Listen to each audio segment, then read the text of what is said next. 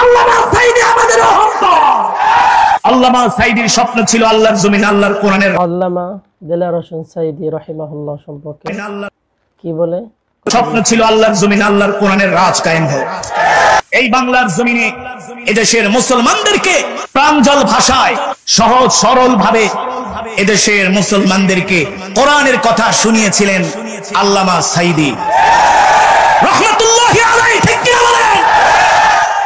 অনেকের কাছে সে অনেক কিছু হতে পারে, আল্লামা সাঈদী আমাদের অহংকার। আল্লামা মামুনুল হক বাংলাদেশের এক বিখ্যাত আলোচক, বিখ্যাত কোরআনে কারীমের দায়ী, সুদীর্ঘ লম্বা সময় কোরআন সুন্নাহ তাফসীর করেছেন আল্লামা দেলাওয়ার হোসেন সাঈদী রাহমাতুল্লাহি আলাইহি। নাব্বারাল্লাহু মারকাদাহু ওয়া জাআলাল জান্নাতা মাসওয়াহু। আমিন বলতে কষ্ট হয় নাকি আপনার? আল্লামা দেলাওয়ার হোসেন সাঈদী সম্পর্কে কথাগুলো যার কপালে কাবা শরীফের ইমাম চুম্বন এঁকে দেন।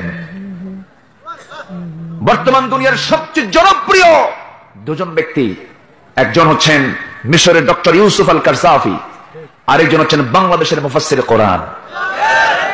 সম্মানিত বন্ধুগণ, তাকে ভালোবাসে না এমন কোন লোক বাংলার জমিনে নাই। পিতার মতো সম্মান মর্যাদা আমার নাই। আল্লামা সাঈদী সাহেব 12 বছর এই জিহাদে আমল করতে গিয়ে জেল খাটতে পারে।